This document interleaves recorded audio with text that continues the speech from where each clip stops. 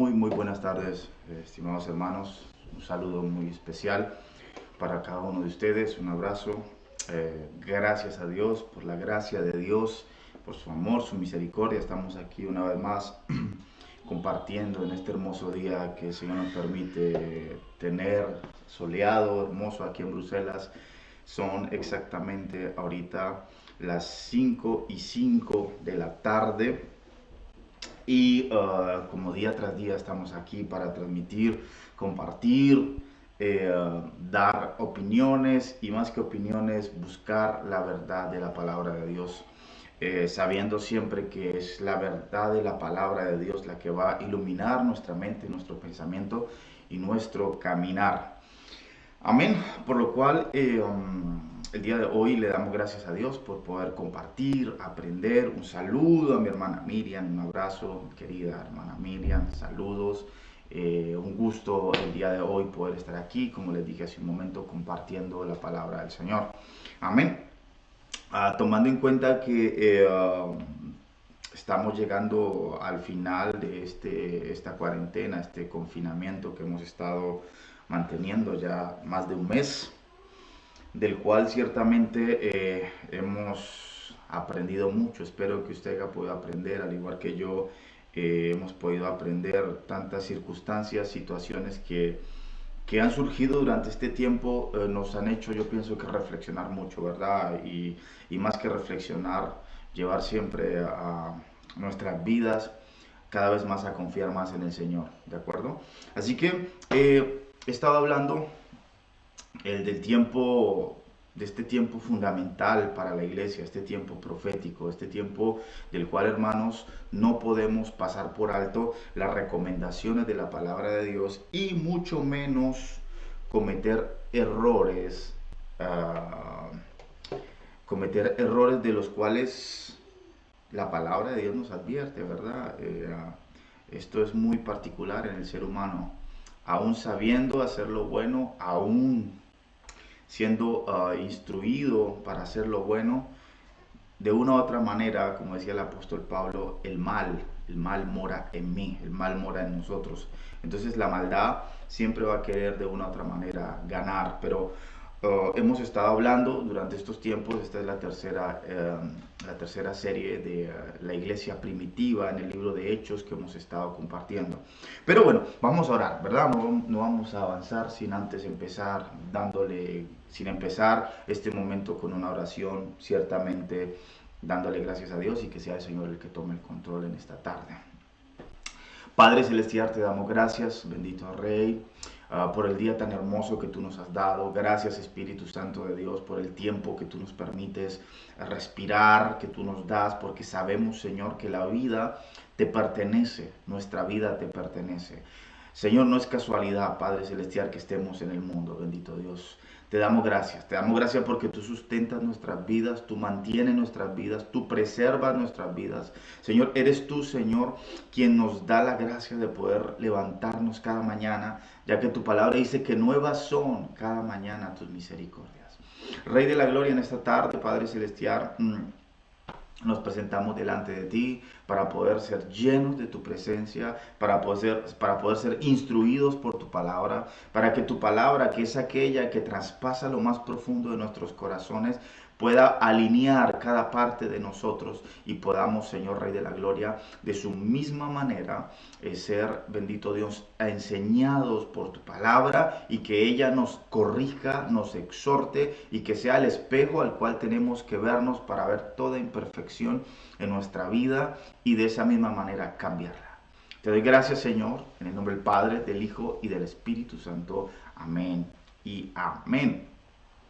Amén, gloria a Dios. Entonces, el día de hoy vamos a enfocarnos mucho en el libro de Hechos, ciertamente, que es lo que hemos estado viendo.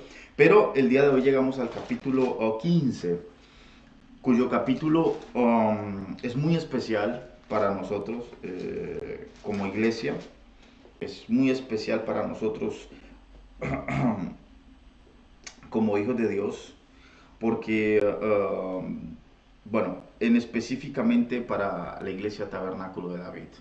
es de este capítulo donde hay un versículo que es un lema para nosotros, que nos identifica como tal, que hace 2 años atrás con el anciano, uh, cuando buscábamos darle un nombre a, a la asamblea, decíamos, Señor, ¿qué nombre podemos dar? ¿Qué nombre podemos poner a la iglesia? Y orando, siempre se nos venía la imagen del rey David. Y no solamente el rey David, la estrella, también esa estrella, el Magen David, que en hebreo tipificaba el escudo de aquel entonces del ejército del rey Salomón y el rey David. Entonces se juntaron una serie de cosas y llegamos a un versículo clave que me gustaría leerlo el día de hoy, me gustaría compartirlo.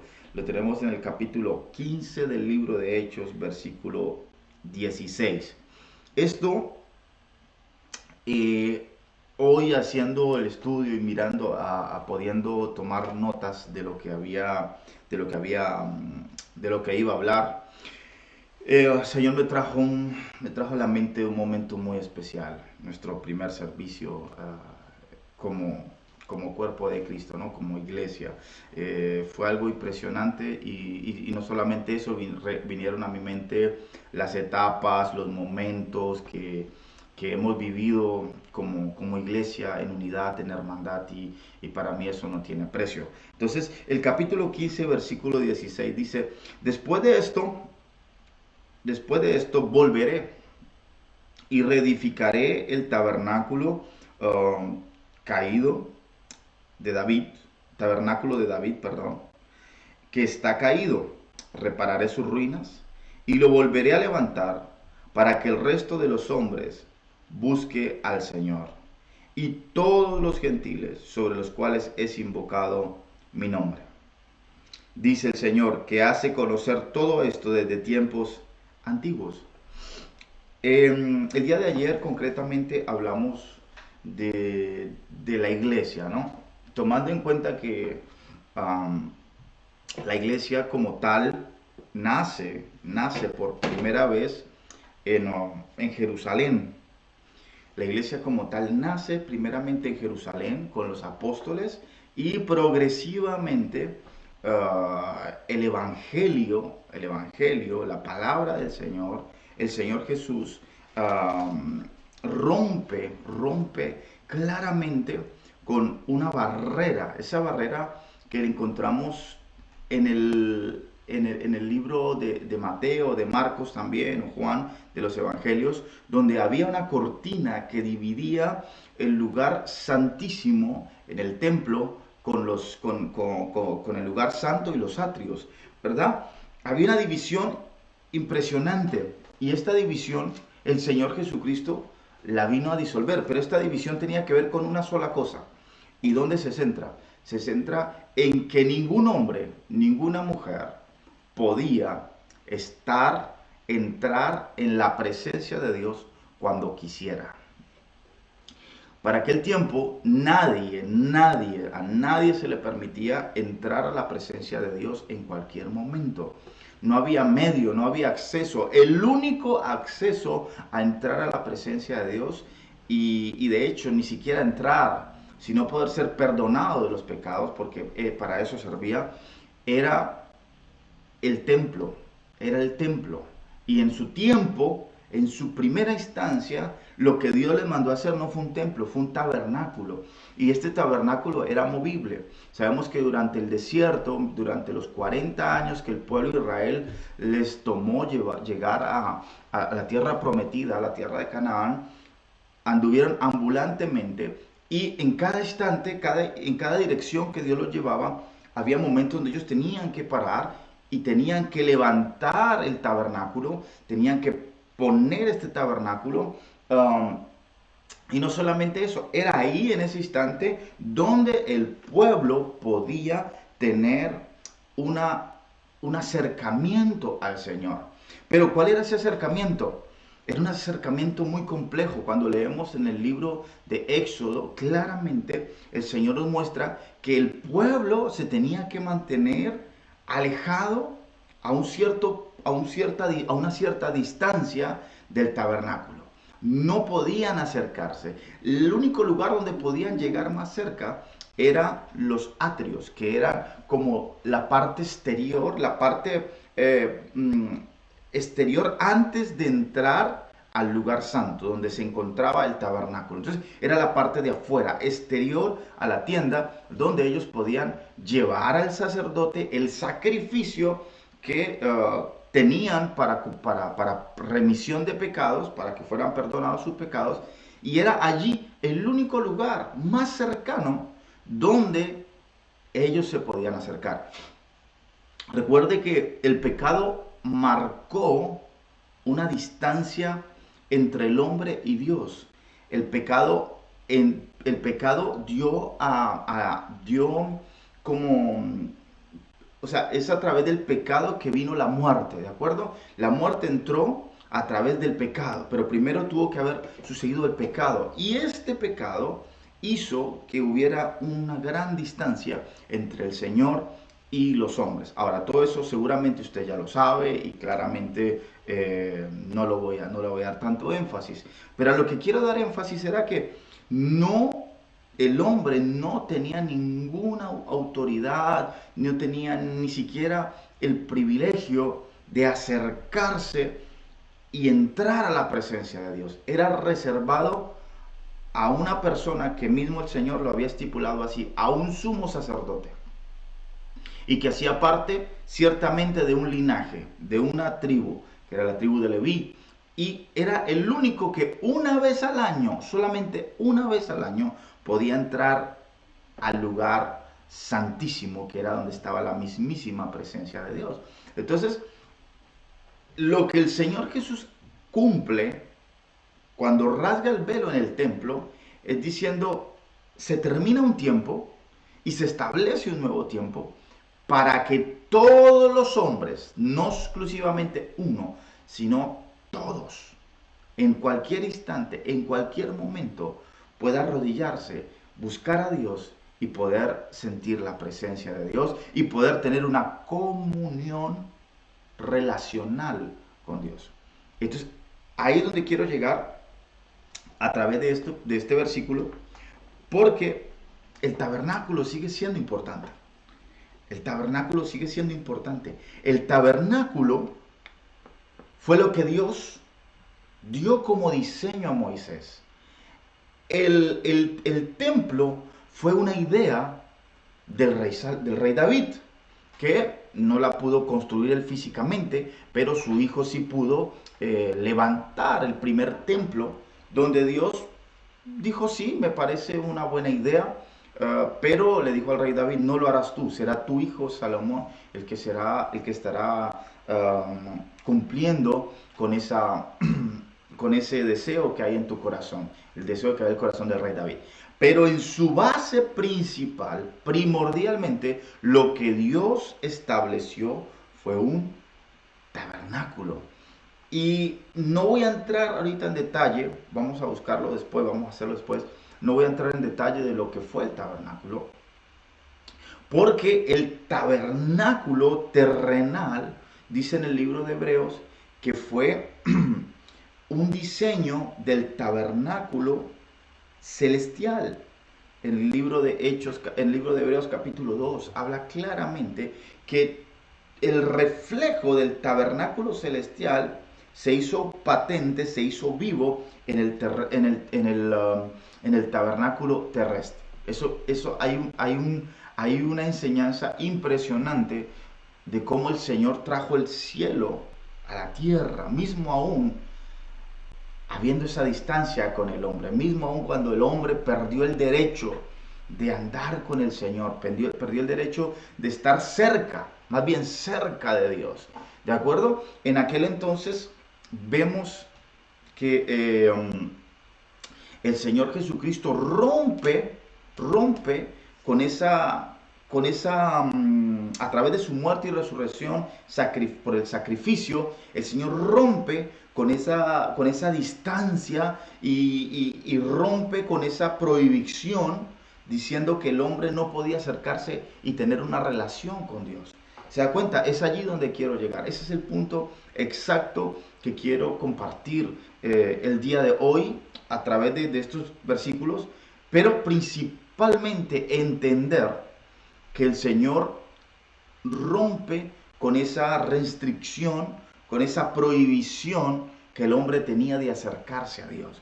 Pero ¿a través de qué?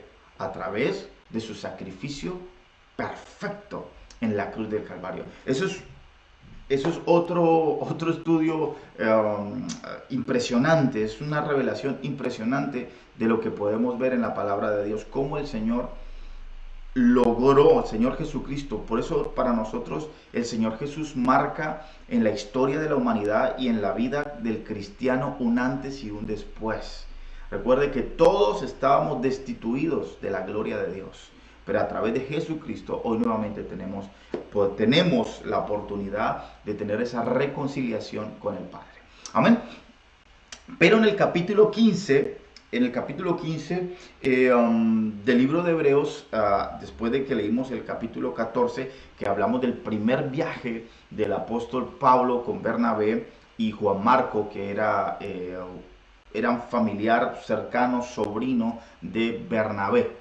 Los tres se lanzaron, fueron juntos a esta misión, y podemos ver aquí en el capítulo 15 que acontece algo.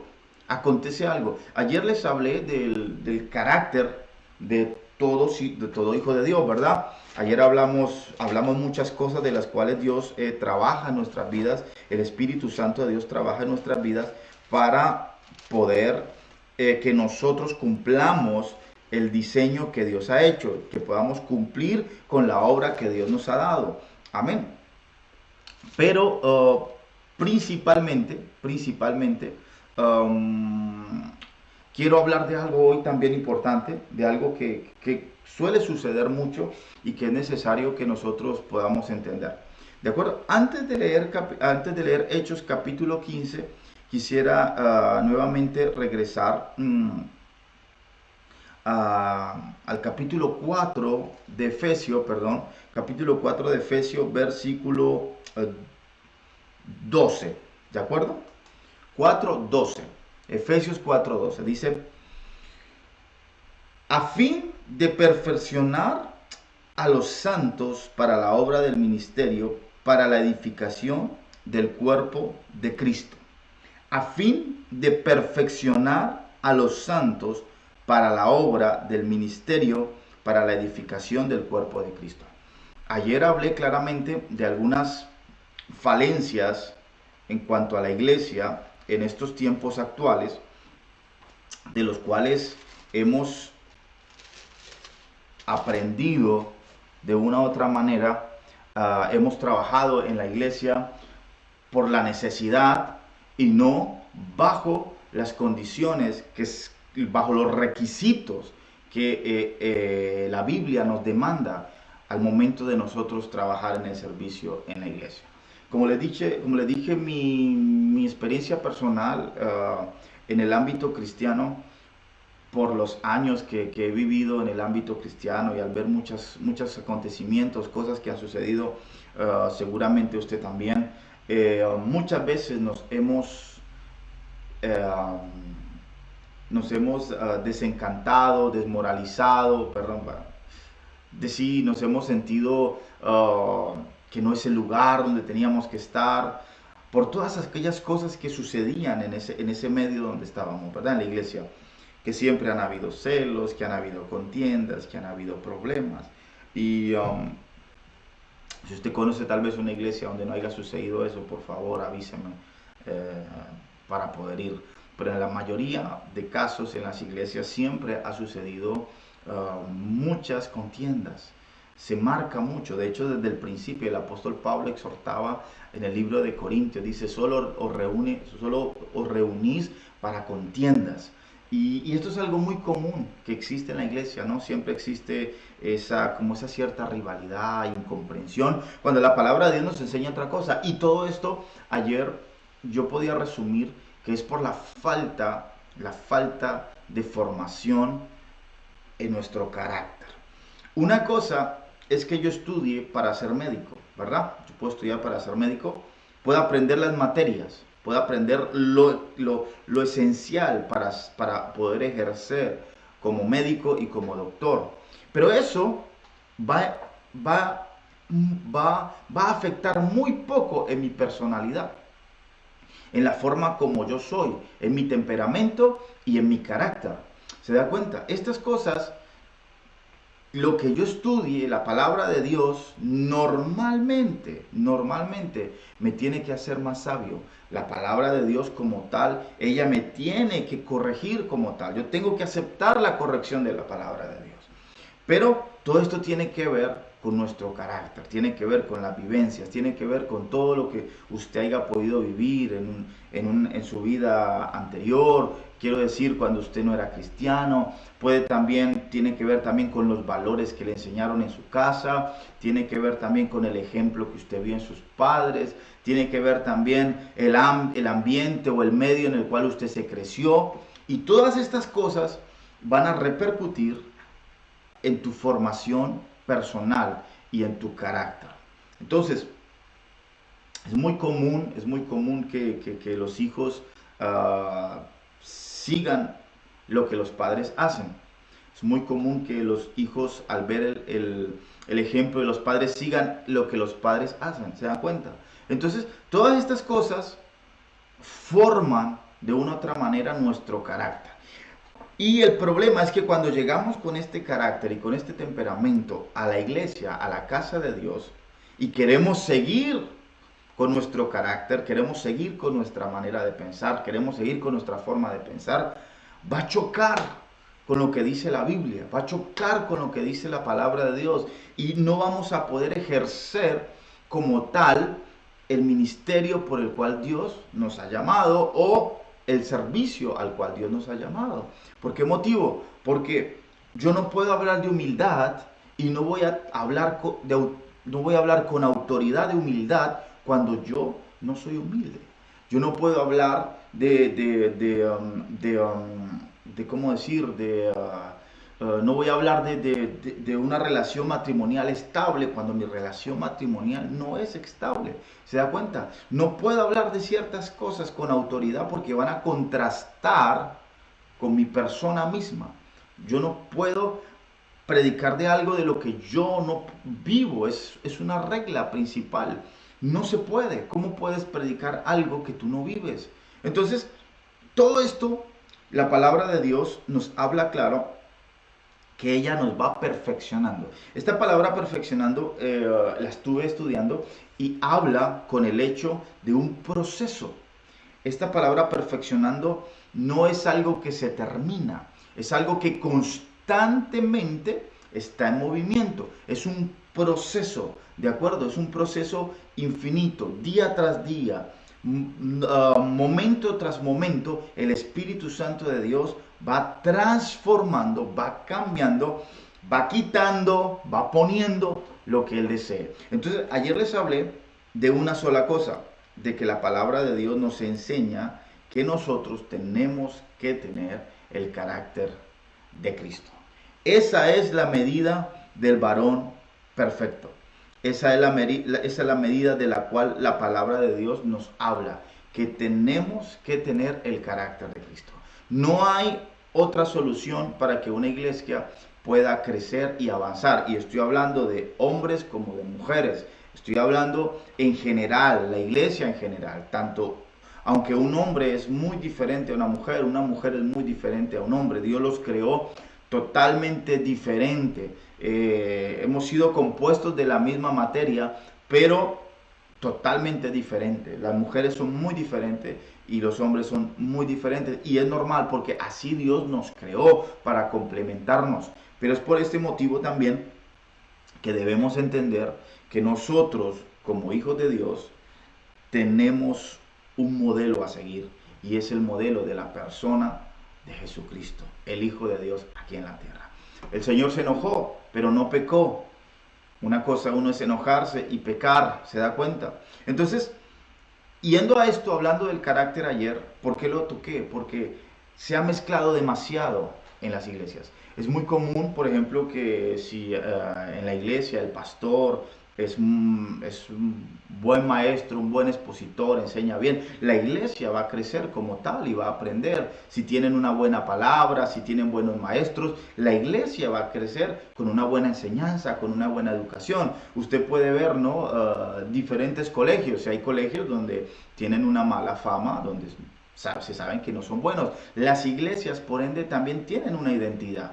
Vemos en el libro de Apocalipsis claramente en el capítulo 2 y 3, donde habla de las diferentes iglesias, ¿verdad? A las cuales se les remarca unas cosas, se les resalta unas cosas y otras que son menos buenas, otras que son totalmente inaceptables, y a cada una tiene una identidad específica y a cada una el Señor le dice ciertas cosas. Cada iglesia, por ende, tiene una identidad, y esta identidad es a través de cómo está creciendo, cómo se está formando, en qué carácter está obrando. Hay iglesias donde hay demasiado emocionalismo, donde se mueve demasiada sensación y todas estas cosas se tienen que alinear a la palabra de Dios. El Señor nos dice hacer todo en orden. En el libro de Corintios, el apóstol Pablo da unas recomendaciones excelentes, magníficas, para el modelo de la iglesia. ¿De acuerdo? Entonces, hablé de carácter, hablé de lo que el Señor Jesucristo, bueno, el versículo 16, que es un versículo del capítulo 15 de Hechos, que es un versículo que es un lema para nosotros como iglesia, que lo hemos adquirido, que lo hemos tomado para nosotros. Pero hablé también de la importancia de nuestro carácter en el ministerio. ¿Por qué lo hablé? Porque me llama mucho la atención, como hablábamos ayer, la actitud de Pablo, el apóstol Pablo, cuando fue apedreado, cuando fue casi dice la palabra que lo dejaron medio muerto afuera de la ciudad. Dice que se levantó nuevamente después de haber sido apedreado, y no fue a buscar los que lo habían apedreado, no fue a vengarse de los que lo habían apedreado, no fue a señalarlos, no fue ni siquiera, no dice la palabra, es que ni siquiera fue a poner una denuncia, no.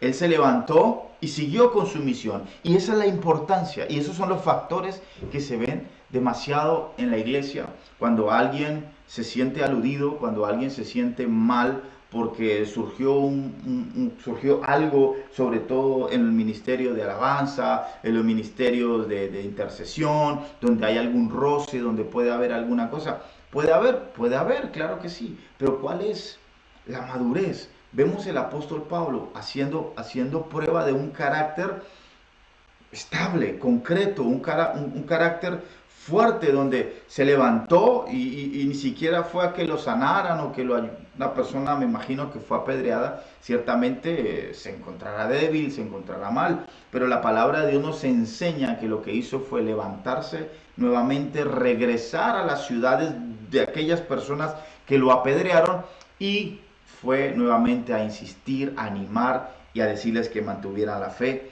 que siguieran adelante.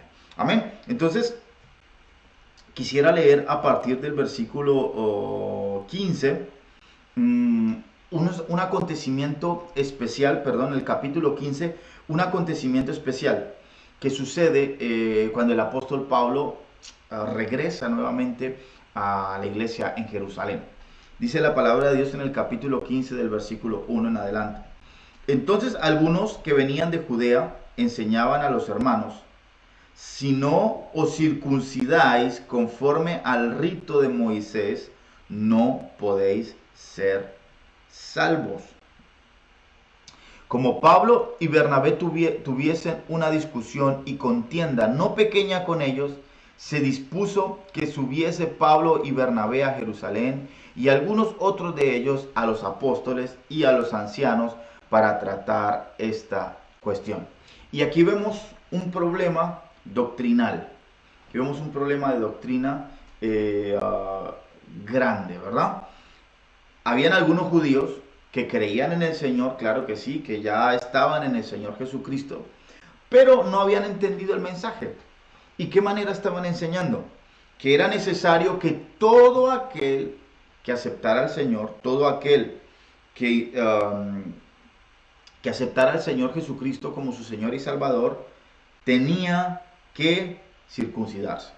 Lo leemos una vez más en el capítulo 15, versículo 1. Dice, entonces algunos que venían de Judea enseñaban a los hermanos, si no os circuncidáis, ¿a quién enseñaban? A los hermanos. ¿A quién estaban enseñando? A los hermanos, a los de la misma iglesia. ¿Qué les dijeron? Que tenían que circuncidarse conforme a la ley de Moisés. Entonces, si no, no podían ser salvos. ¿Se dan cuenta? Hoy por hoy, imagínense, enseñar esta cosa. Hoy por hoy hay cosas similares que se enseñan en la iglesia que no tienen nada que ver con la palabra de Dios, que no tienen nada que ver con lo que está estipulado en la Biblia. Ahora, hay mucha malinterpretación de la palabra. Bastante. De hecho, yo también asumo mi responsabilidad. En ocasiones también pensé que estaba interpretando correctamente la palabra de Dios y me equivoqué. No era así.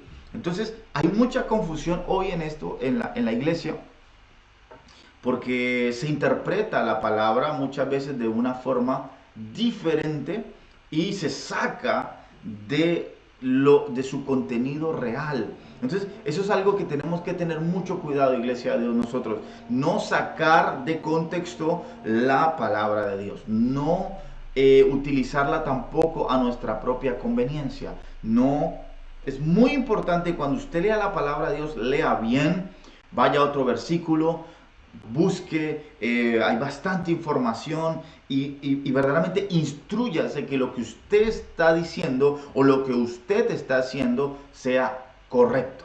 ¿De acuerdo? Es importante no buscar la palabra para tener ningún beneficio personal ni escondernos en la palabra de Dios para que nosotros, hermanos, podamos entrar en herejías y podamos sacar la palabra de Dios fuera de su contexto verídico, verdadero.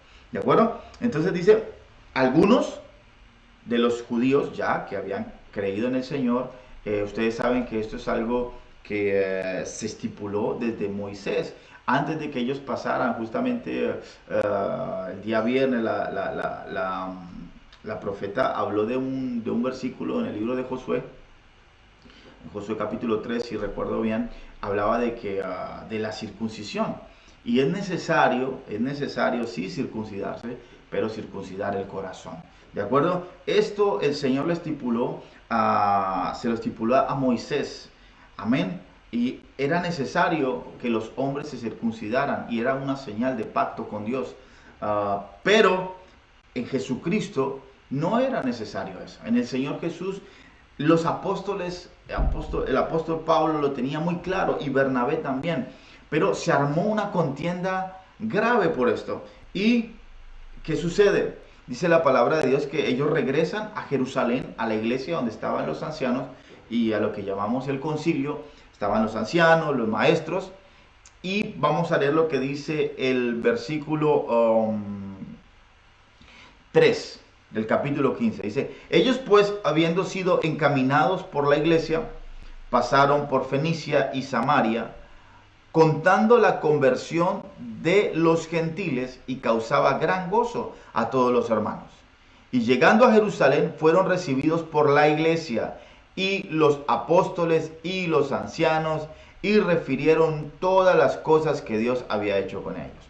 Pero algunos de la secta de los fariseos que habían creído, mire, algunos fariseos creyeron también, ¿ah? Importante remarcar eso también, no todos los fariseos fueron malos.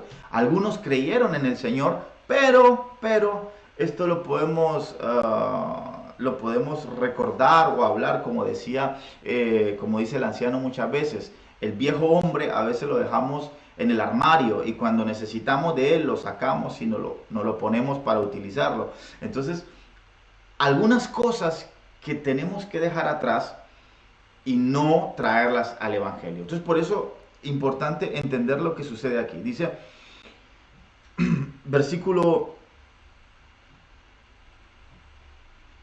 5, pero algunos de la secta de los fariseos que habían creído se levantaron diciendo: es necesario circuncidarlos y mandarles que guarden la ley de Moisés. No solamente aquí, algunos, bueno, estamos hablando de los fariseos que habían creído en el Señor, que se habían, porque aquí está hablando que se encontraban ¿dónde? En la iglesia, ¿verdad? Estaban tratando este asunto con los ancianos justamente. Y vamos a ver poco a poco, decorticando algunos acontecimientos muy hermosos que suceden aquí. Pero mire lo importante de estar firme y poder discernir la palabra correctamente. Habían dos campos: el de los fariseos, el de los judíos que habían creído, que se habían convertido, pero que exigían que todo nuevo creyente se circuncidara de los hombres y ciertamente que guardaran la ley de Moisés. Vea este contraste que había allí de doctrina. Y entonces vamos a ver lo que dice la palabra del Señor. En el versículo 6. Y se reunieron los apóstoles y los ancianos para conocer de este asunto. Era la primera vez que se reunían para hablar de este problema, vamos a decirlo así, de interpretación de la palabra de Dios. Y después de mucha discusión, Pedro se levantó y les dijo: varones hermanos, vosotros sabéis, como ya hace algún tiempo, que Dios escogió que los gentiles oyesen por mi boca la palabra del evangelio y creyesen. Y Dios, que conoce los corazones, les dio testimonio dándoles el Espíritu Santo, lo mismo que a nosotros. Y ninguna diferencia hizo entre nosotros y ellos, purificando por la fe sus corazones. Ahora pues, ¿por qué tentáis a Dios poniendo sobre la cerviz de los discípulos un yugo que ni nuestros padres ni vosotros hemos podido llevar? Antes creemos que por la gracia del Señor Jesús seremos salvos de igual modo que ellos.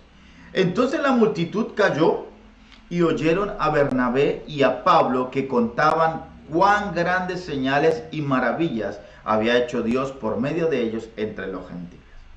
Y cuando ellos callaron, Jacobo respondió diciendo: varones hermanos, oídme. Simón ha contado cómo Dios visitó por primera vez a los gentiles para tomar de ellos pueblo para su nombre. Y con esto concuerda la palabra de los profetas, como está escrito: después de esto volveré a reedificar el tabernáculo de David, que está caído, y repararé sus ruinas y lo volveré a levantar, para que el resto de los hombres busque al Señor y todos los gentiles sobre los cuales es invocado mi nombre. Dice el Señor, que hace conocer todo esto desde tiempos antiguos, por lo cual yo juzgo que no se inquiete a los gentiles que se convierten a Dios, sino que se les escriba que se aparten de las contaminaciones de los ídolos, de fornicaciones, de ahogado y de sangre. Porque Moisés desde el tiempo antiguo tiene en cada ciudad quien le predique en las sinagogas, donde es leído cada día de reposo. Entonces pareció bien a los apóstoles y a los ancianos con toda la iglesia elegir de entre ellos varones y enviarlos a Antioquía con Pablo y Bernabé, a Judas, que tenía por sobrenombre Barsabas, y a Silas, varones principales entre los hermanos, y escribir por conducto de ellos los apóstoles y los ancianos y los hermanos, a los hermanos de entre los gentiles que están en Antioquía, en Siria y en Cilicia, salud. Amén. Entonces vemos cómo el apóstol Pablo, Bernabé, Jacobo también, que tienen esa respuesta concreta de dónde se situaba verdaderamente el problema. Y esto es muy común. Vea que una persona que en su vida anterior pasó momentos difíciles, que vivió tal vez en circunstancias difíciles, el enemigo siempre va a querer llevarlo a su vida anterior. siempre de una u otra manera el enemigo va a querer llevarlo a lo que hacía antes. Si por lo menos una persona salió del alcohol, pues el enemigo siempre, siempre va a querer llevarlo allí. Hablando de un caso de alcoholía, de alcoholía grave, donde una persona estuvo en el alcoholismo y fueron años y le costó salir de allí, y que el Señor lo libertó, el Señor lo sacó, el Señor lo levantó. El enemigo siempre va a querer llevarlo una vez más al pasado. Y mira aquí, los judíos, ellos siempre han vivido, siempre son muy fieles a la ley de Moisés. Ellos viven leyes que fueron designadas por el Señor mismo, y no que la ley sea mala, no que el Señor los quiso educar, los quiso tratar a través de la ley, pero fue obvio, fue claro que ninguno pudo cumplir la ley en su totalidad, ninguno. Y es por eso, hermanos, que tenemos que ser muy conscientes de que, aunque amamos al pueblo de Israel, no nos estamos convirtiendo a una religión, estamos convirtiéndonos al Dios Todopoderoso de Israel.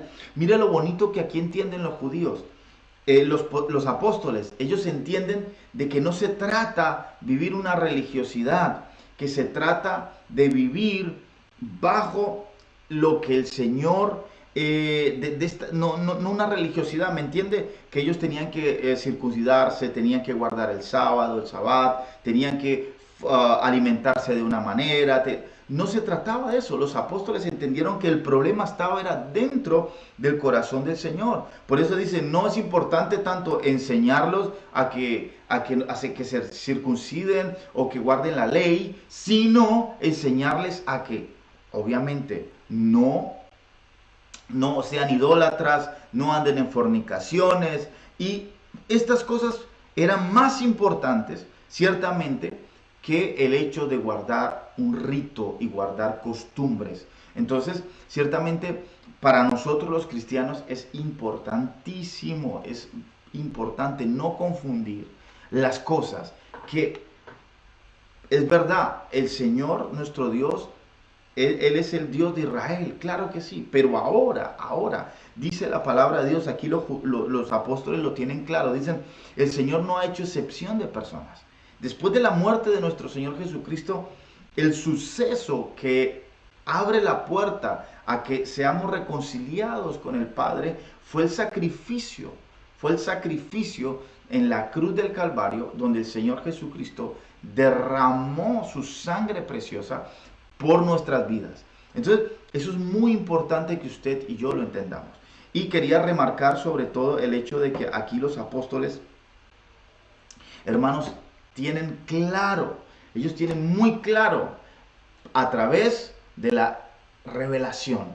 Ellos no querían que los gentiles vivieran esa vida religiosa que vivían el pueblo judío, esa vida de ritos, de querer solamente cumplir con ritos. Y fíjense que quiero comentarle un poco de lo que me sucedió a mí. Durante un tiempo, con tantas cosas, tantas responsabilidades, en el principio del ministerio, para mí lo más importante en aquel entonces era preparar bien las canciones, que las canciones sonaran bien, que la música estuviera bien, que ensayar aquí, ensayar allá, y perdí el objetivo principal, que era el estar lleno de la presencia de Dios. Entonces, aunque el domingo se escuchaba muy bien la música, aunque el domingo se escuchara muy bien los arreglos musicales, pero no había presencia de Dios, porque el Señor no estaba en eso. ¿Se da cuenta? Entonces, tenemos que saber discernir la prioridad de las cosas. Y aquí los apóstoles, y sobre todo Pablo y Bernabé, hacen énfasis de algo importantísimo. No es el ritual, no es la costumbre, no es el hecho de que muchas veces a las personas se les hace cansado, se les hace algo monótono ir domingo tras domingo a la iglesia. ¿Por qué? Porque están a la expectativa de que algo suceda, de lo que ven. Pero cuando alguien va el domingo a la iglesia diciendo, Señor, no voy solamente a recibir o no voy solamente por ir a ver qué sucede, sino que voy con un corazón dispuesto, voy con mi corazón entregado a ti, las cosas cambian. No podemos entrar en una rutina. No se puede entrar en una rutina. Cuando entramos en una rutina, que es hacer algo, la rutina es hacer algo repetitivo, nos cansamos, nos fatigamos. Así somos el ser humano. Cuando hacemos algo repetitivamente y nos acostumbramos a hacer lo mismo y cuando ya sabemos cómo se tiene que hacer, entonces nos cansamos, nos fatigamos. Y eso es lo que pasa muchas veces en el pueblo cristiano. El domingo se vuelve una rutina. El domingo ya sé, tengo que ir a la iglesia, me tengo que vestir, me tengo que arreglar, voy a ir. Bueno, vamos a ver qué pasa. Y estoy ahí y canto las canciones y me las canto de memoria. No estoy alabando, solamente estoy cantando de memoria porque me sé las canciones. Y no me estoy gozando en la presencia de Dios. Entonces, estas cosas, lo que hacen siempre, lo que van a hacer siempre, mis amados hermanos, es llevarnos a un estado de religiosidad. Y era lo mismo que había vivido los fariseos. Me llama la atención que algunos de los fariseos se convirtieron a Dios, pero querían seguir guardando sus antiguas costumbres. Querían seguir haciendo de sus maneras como hacían antes. Y eso es muy requerente, hermano. Eso es muy común de nuestros días. Los cristianos de una u otra manera nos hemos hecho criterios propios y nos cerramos y no queremos aprender. Queremos vivir el evangelio no como lo dice la palabra, sino como yo lo quiera vivir. Entonces voy a tomar lo que a mí me gusta, eso lo voy a cumplir. Lo que me gusta menos, pues lo voy a dejar ahí de ladito. Pero con el Señor no funciona así. Con el Señor o somos en su totalidad o no somos. Entonces, para que usted, imagínense, no era fácil sacar de ese pensamiento a la iglesia primitiva, a los hermanos que empezaron la iglesia, que eran judíos. Ellos vivían costumbres. Pero Pablo y Bernabé les hablaron de manera que pudieron entender. Y fueron a la palabra. ¿Se da cuenta? Dice, dijo Jacobo, como anteriormente, dice, versículo 15, y con esto concuerdan las palabras de los profetas como está escrito. Una vez más vemos que nuestra guía principal, y como me decía mi esposa el otro día, nuestro manual de vida es la palabra de Dios. Es la palabra. Si está escrito, tiene una razón. Pero la importancia de esto es que cuando yo leo la palabra de Dios, tengo que saber interpretarla. Hermanos, es muy difícil que yo me ponga a leer chino, que de hecho ni sé cómo se lee, o leer otro idioma y no comprenda lo que me dice. Si me pongo a leer otro idioma, que sea inglés, que sea cualquier otro idioma, tengo que entender lo que dice. Y no solamente tengo que entenderlo, tengo que saber interpretarlo. Porque si no, yo cuando no entiendo toda la totalidad del mensaje, lo que eso va a hacer en mi vida, hermanos, es causarme que yo pueda hacer suposiciones. ¿Cuántas veces no se han escuchado cosas incoherentes desde el altar? ¿Cuántas veces no he escuchado cosas incoherentes al momento de que alguien predica? Cosas que no tienen un sentido ni una base espiritual, ni una base bíblica. Y mucha gente dice amén. Muchas personas dicen amén. Y hablo en general, hablo mismo ahorita, tanto material que hay en internet. Pero tenemos que saber interpretar. Mismo así yo les pueda predicar algo y esté no de acuerdo a la palabra de Dios, es necesario levantarlo, es necesario sublevarlo, es necesario tener el argumento bíblico para poder hablar con las personas. Cuando el apóstol Pablo y Bernabé hablan con aquellos judíos, hermanos, hablaron y pudieron hacerles entender que no se trataba de la religión que ellos habían vivido, sino de algo interno, algo que sucede en el corazón del hombre. Amén. Entonces, para esto, nuevamente necesitamos tener un carácter, el carácter formado, el carácter de Dios. Tenemos que tener el carácter de Cristo en nuestras vidas. Como les dije en su tiempo, no he conocido a nadie así tan especial como el Señor Jesucristo, que sabía hablar a los niños, sabía hablar a las mujeres, sabía hablar a los varones. En toda su trayectoria de los 3 años de ministerio, el Señor Jesús impactó a mucha gente. Y no era solamente por las buenas predicaciones que él daba, por las buenas enseñanzas que él daba, sino también porque vemos a una persona en su esplendor, en una forma de responder tan impresionante, en una forma de actuar, cada paso que él daba, su forma de ser, hermanos, fue tanto así, que hasta los mismos apóstoles fueron a la muerte por la causa de Cristo, del Evangelio. Entonces, a aquel punto el Señor los pudo cautivar de esa manera. El domingo yo predicaba en el capítulo 4 de Mateo, cuando el Señor se acerca a los discípulos y le dice a Pedro, a Andrés, le dice, dejen las redes y síganme. Y dice que al instante ellos soltaron las redes y lo siguieron. Si usted y a mí hoy alguien nos dice, oiga, deje su trabajo y venga, sígame, vamos a hacer otra cosa, yo pienso que usted lo pensaría, ¿verdad? Una y otra vez. No creo que se iría directamente con esa persona. Pero ¿qué los cautivó? ¿Qué los llamó qué fue eso que los impactó? Que los discípulos al instante mismo dejaron las redes y siguieron a Jesucristo.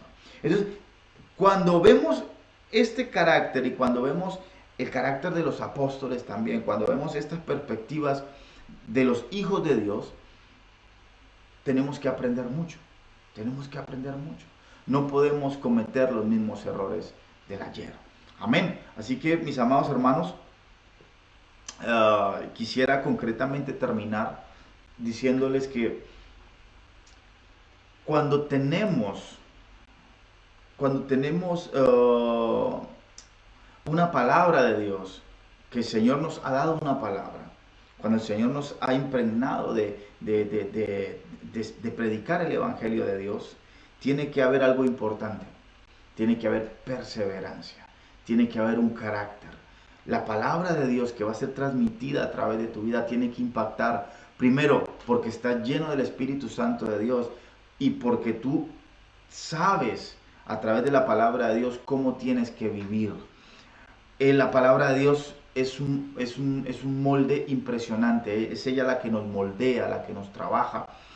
Y para poder hablar con seguridad, para poder hablar con denuedo la palabra de Dios, es importante no solamente tener un carácter decisivo, pero también tener una comunión.